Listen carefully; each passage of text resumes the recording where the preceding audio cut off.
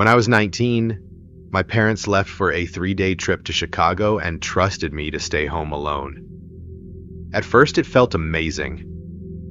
No rules, no noise, no one asking where I was going. I ordered food, played games all night, and slept on the couch downstairs because the living room TV was bigger.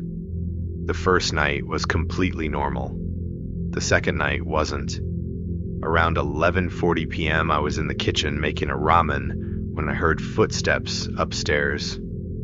Slow footsteps, directly above me. At first, I honestly didn't react. Old houses make noise.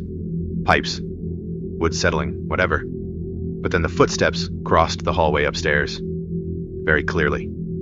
Heel, step, heel, step. I froze holding a pot. My parents' bedroom was upstairs. So was mine. Nobody else should have been there.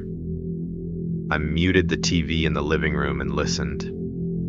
Silence. Then one loud creak from the upstairs hallway. I grabbed my phone immediately and checked the security app connected to our front camera. No movement outside. Back door locked. Garage closed. Everything looked normal. I told myself I was overreacting. Then my bedroom door upstairs slammed shut hard. The entire ceiling shook. I nearly dropped my phone. I stood there for maybe 10 seconds trying to decide whether to call police. Instead, I did something stupid. I went upstairs. I wish I hadn't. The hallway lights were off. Only the light from downstairs reached halfway up the stairs. Everything above that was dark. I remember how quiet the house felt. Too quiet. No air conditioner, no TV noise anymore, nothing. I called out, "Hello?"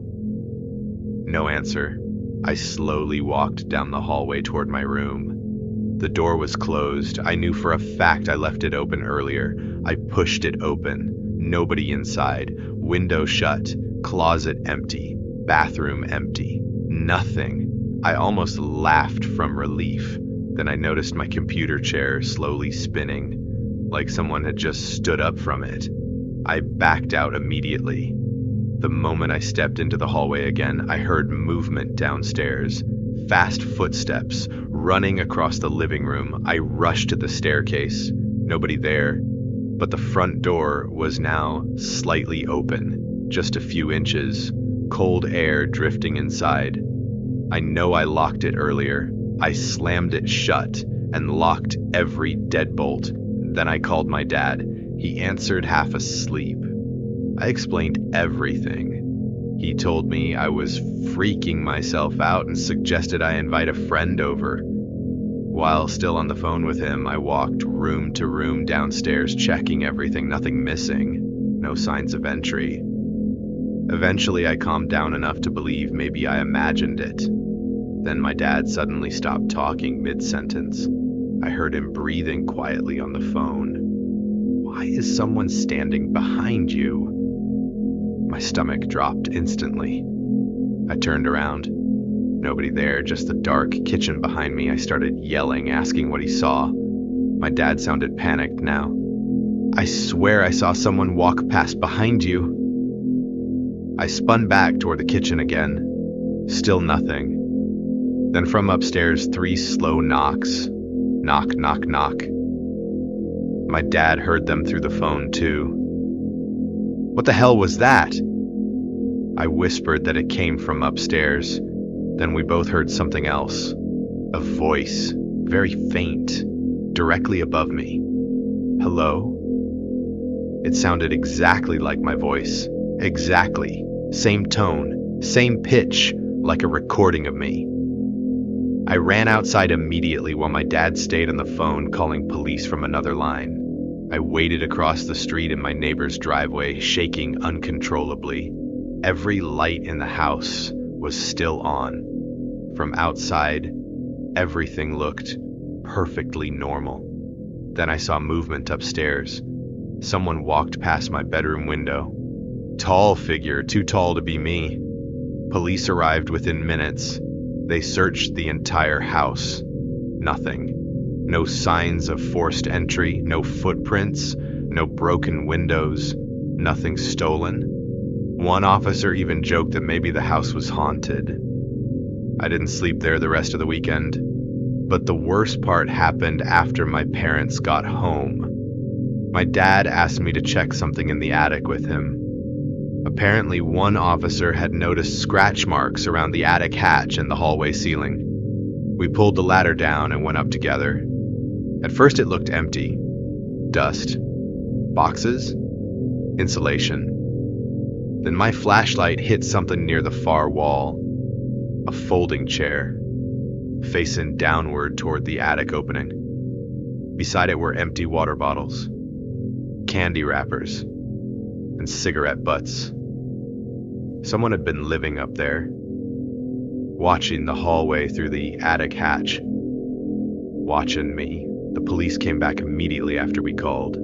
They searched more carefully this time. Near the chair, they found something else. A small digital recorder. Cheap. Battery almost dead. One officer pressed play. At first it was mostly silence, then breathing, then footsteps, then my own voice, recorded from inside the house. Short clips of me talking on different days, laughing, yawning, talking on the phone. Then near the end of the recording there was a clip I know for a fact was never said by me. My voice whispered, "They know you're upstairs." The recorder ended there. The attic never made sense afterward. No one saw anyone enter or leave the house. Neighbors never noticed anything strange. The attic had no easy exit besides the hallway hatch. Police believed whoever stayed up there escaped while I ran outside. But this one thing I never told them. That night, while waiting across the street for police to arrive, I glanced up one last time toward the attic window near the roof, and for maybe 1 second, I saw someone standing inside it, watching me leave. Last summer, I rented an Airbnb alone for a weekend trip near Lake Tahoe. The cabin looked incredible in the listing. Modern kitchen, huge windows, forest all around it. Exactly the kind of place you imagine relaxing in for a quiet weekend. The host seemed normal too. Friendly, quick replies, good reviews. The only strange thing happened right before check-in. He sent me a message saying, "Please don't open the upstairs bedroom closet. The door sticks sometimes." That was it. Weird, but not terrifying. I arrived Friday evening just before sunset. The cabin sat completely isolated at the end of a dirt road. No nearby houses, no lights anywhere except the cabin itself. Still, the place looked beautiful. At first, everything felt perfect. I cooked dinner, watched movies, sat outside listening to the trees. Around midnight, though, I heard a loud thump upstairs, directly above the living room. I froze for a second, then laughed it off. Cabins settle, old wood creaks, animals on the roof, whatever. 10 minutes later, another sound. This time it sounded heavier, like someone dropping onto the floor. I muted the TV and listened. Silence. Then 3 slow footsteps upstairs. Creak, creak, creak. I immediately remembered the upstairs bedroom closet. I honestly considered leaving right then, but I kept trying to rationalize everything. Maybe pipes, maybe branches hidden in the roof. I finally grabbed my phone flashlight and went upstairs. The hallway was dark and narrow. At the far end sat the guest bedroom, the same room with the closet. The bedroom door stood half open. I knew I left it fully open earlier. The moment I stepped inside, I noticed the closet door closed. I stared at it for several seconds. Then I heard movement inside, very soft, like fabric shifting. I backed toward the hallway immediately. Every instinct told me someone was in there. I called out, "Hello?" No answer, just silence. Then the closet doorknob slowly moved, not violently, just a small twitch. I ran downstairs instantly and locked myself in the bathroom. I called the Airbnb host. No answer. Straight to voicemail. Then I called police. While whispering to the dispatcher, I heard footsteps upstairs again, slow pacing, back and forth, like someone walking circles inside that bedroom. Police arrived about 20 minutes later, longest 20 minutes of my life. Officers searched the cabin carefully. Nobody upstairs, nobody outside, nothing inside the closet. I felt stupid immediately, like stress and isolation had gotten into my head. One officer even joked that maybe a squirrel was haunting me. Then another officer noticed something strange about the closet. The back wall sounded hollow. They forced it open. Behind the closet was a narrow, hidden crawl space running between the walls, big enough for a person to move through. The officers followed it with flashlights. It extended deeper into the cabin than expected. Then one of them yelled for the others. They found blankets, food containers, water bottles. Someone had absolutely been staying inside the walls, but what terrified me most was what they found next. A phone charger plugged into an outlet inside the crawl space, still warm. Whoever had been inside left only minutes earlier. Police searched the surrounding forest for hours. Nobody found. The host arrived around 4 a.m. He looked nervous immediately after seeing police cars. One officer asked why he specifically warned me about the closet. The host claimed previous guests complained about noises, but his story kept changing. Eventually, police discovered something worse. The host had secretly installed hidden cameras inside multiple Airbnb properties he owned.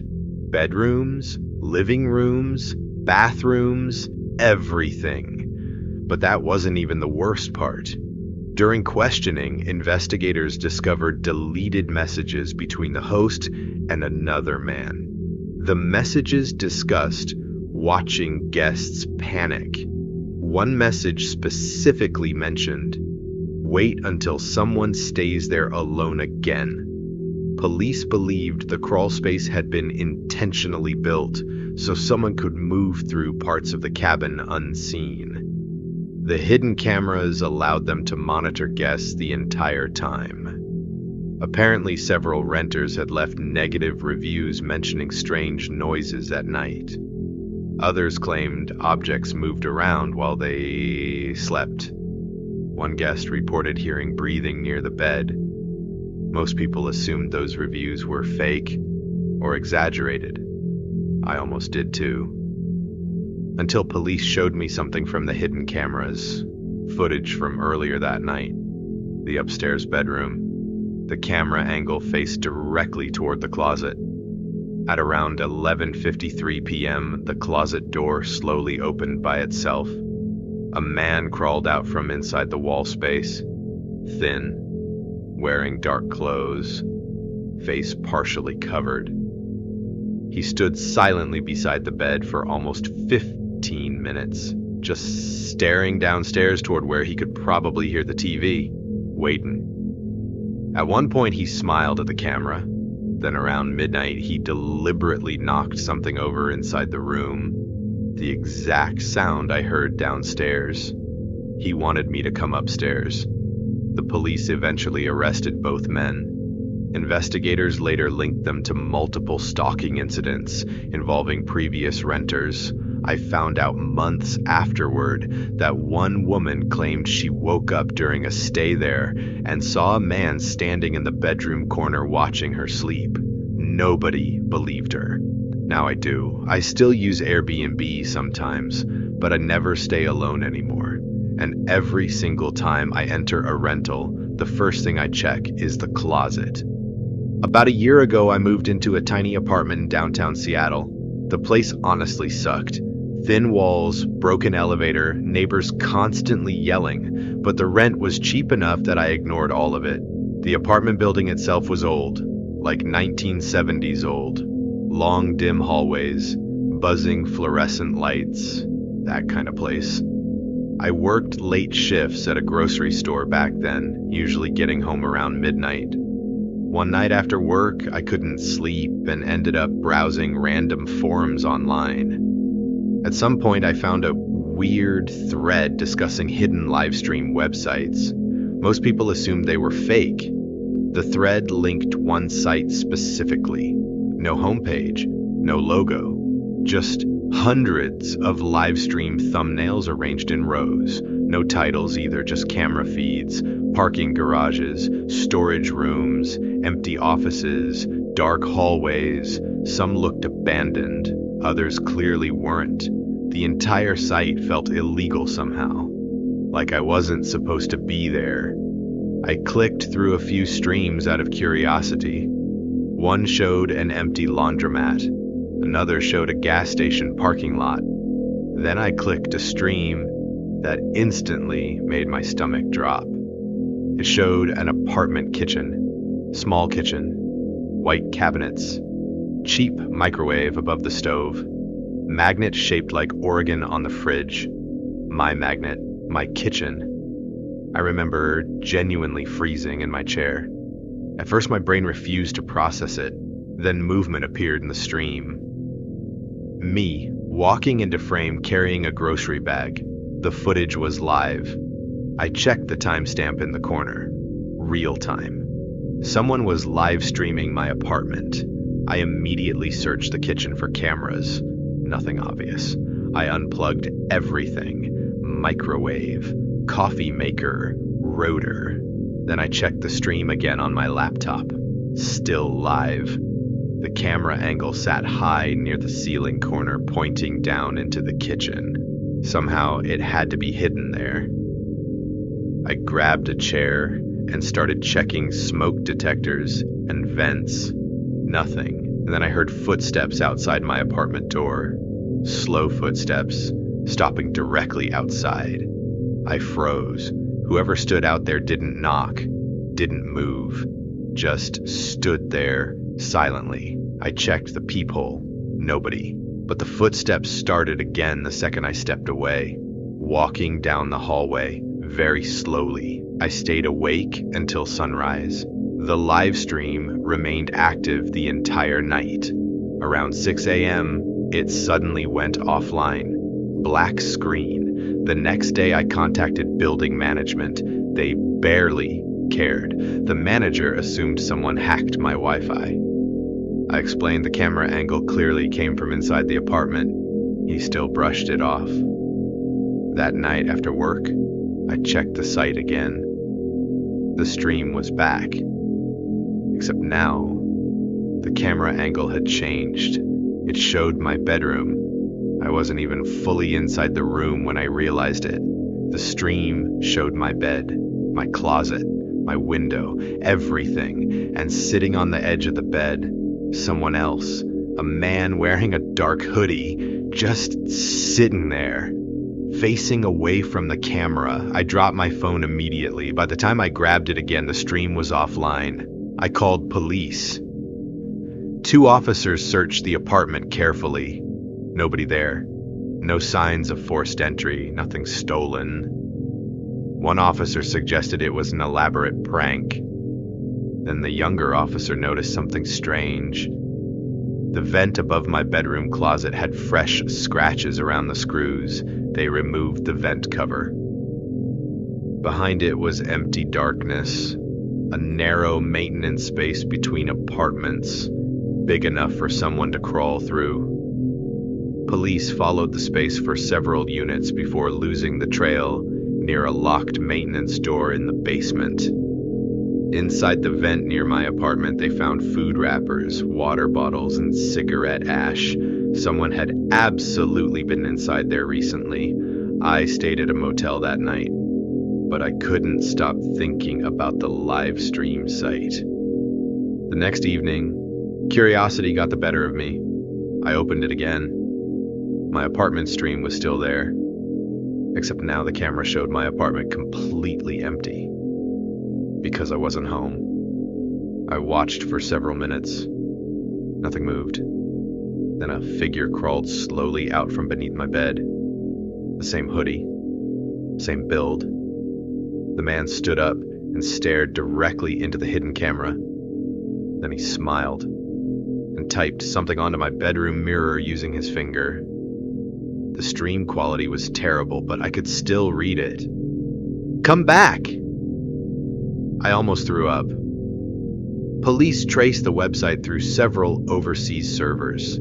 Dead ends everywhere. But investigators eventually discovered multiple live streams came from apartment buildings across different states. Some victims had no idea they were being filmed. Others reported hearing noises inside walls or ceilings late at night. One woman claimed clothes disappeared and later reappeared folded differently. Another reported waking up to find muddy footprints beside her bed. None of the cases officially connected, at least publicly. I moved out within 3 days. While packing, I found something hidden behind my bathroom mirror cabinet, a tiny wireless camera, battery-powered, still active. I smashed it immediately, but before throwing it away, I checked the storage card inside. There were hundreds of video files, mostly clips of me sleeping, studying, changing clothes, living normally, but one folder was different. The folder was labeled "When He Returns." Inside were dozens of clips recorded while I wasn't home. The man wandering through my apartment, opening drawers, trying on my clothes, standing over my bed, watching the front door, waiting. The final clip was time-stamped only 4 hours before I found the camera. In it, the man stood directly in front of the hidden camera, smiling. Then he whispered, "I liked you better alone." 2 summers ago, I worked overnight stocking shelves at a grocery store in Phoenix, Arizona. My shift ended at 5:30 every morning. The roads were always empty when I drove home. That's important, because every strange thing started on those drives. The first time I noticed the car was sometime in July. Dark blue sedan, older model, cracked left headlight. I saw it behind me at a red light around 5:45 a.m. Didn't think much of it, but then I saw it again the next morning. Same road, same time, same damaged headlight. Again behind me, then again the next day, and the day after that. Eventually I started recognizing details. One missing hubcap, sticker on the rear windshield. The driver always wore sunglasses, even before sunrise. At first I assumed we simply shared the same commute, but after about 2 weeks, things started feeling wrong. The sedan stayed behind me through random turns, neighborhood streets, gas stations, even once when I intentionally drove the wrong direction for 15 minutes. The car stayed with me the entire time.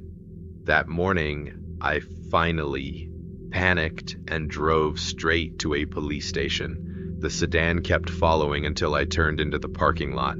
Then it immediately drove away. I reported everything. The officer basically treated me like an exhausted night shift worker imagining things. He took the report, but clearly didn't care. A few days passed without seeing the sedan. I started feeling stupid. Then one afternoon, police called me. Not about the sedan, about a missing person. The detective asked if I knew a woman named Claire Holloway. I said no. He asked if I was sure. Then he told me something that made no sense. My phone number had appeared dozens of times in her call history. I genuinely thought they had the wrong person, but they texted me a picture. The moment I saw her face, I felt cold. I had seen her before at the grocery store several times, always late at night. She usually wandered the frozen food aisle alone. Blonde hair, gray hoodie, very nervous looking. I told the detective that part. Then he asked the question that changed everything. "Did you ever notice someone with her?" Immediately I thought about the blue sedan. I told him about it. Long silence. Then the detective asked for the license plate number. I didn't know it. But he suddenly sounded very interested. He told me Claire disappeared 3 weeks earlier after leaving work. No witnesses, no body, nothing. Except security footage showing a dark blue sedan parked across from her apartment multiple nights before she vanished, in the same damaged headlight. That night, I barely slept. Around midnight, I looked outside my apartment window. The sedan sat across the street, engine running, driver inside, watching my building. I immediately called police. By the time officers arrived, the car was gone. The next morning, I found something under my windshield wiper. A grocery receipt. My grocery store receipt. But the items listed weren't mine. Water bottles, zip ties, bleach, heavy-duty trash bags. At the bottom, someone had written, "Stop talking." I called the detective directly after that. He took things seriously now. He asked me to come to the station immediately. While driving there, I noticed the sedan behind me again. Closer this time, riding my bumper. The driver flashed headlights repeatedly, then suddenly swerved beside me. For the first time, I clearly saw the driver. Woman, older, maybe late 50s. Expression completely blank. She pointed toward the passenger seat beside her. Someone was sitting there, head down, gray hoodie, blonde hair. Claire, or at least someone who looked exactly like her. I nearly crashed. The sedan sped away through a red light. Police searched for hours. Nothing. No sedan found. The detective later showed me surveillance footage from a gas station traffic camera taken that morning. The sedan appeared for less than 2 seconds, enough to confirm the plate number. The car belonged to Claire Holloway, registered under her own name. But according to investigators, the vehicle had been found abandoned 2 weeks earlier in New Mexico. Completely empty. No fingerprints except Claire's. No signs of violence. No explanation. That should have been the end of it. It wasn't. 3 nights later, I got home from work around 6 a.m. My apartment door stood slightly open. I knew I locked it. Inside, nothing looked stolen, nothing moved. Until I walked into the kitchen. Someone had placed a single photograph on the table. Old Polaroid, faded colors. The picture showed me stocking shelves at work, taken from far away. I turned the photo over, written on the back, "You were never supposed to notice her." I moved out of Phoenix 2 weeks later. I changed jobs, changed numbers, everything. But 6 months ago, something happened that dragged everything back. I stopped at a gas station outside Denver during a road trip. While paying inside, I glanced out the window. Across the parking lot sat a dark blue sedan, cracked left headlight. The driver wore sunglasses, even though it was nighttime, and in the passenger seat, a blonde woman in a gray hoodie slowly lifted her head and looked directly at me.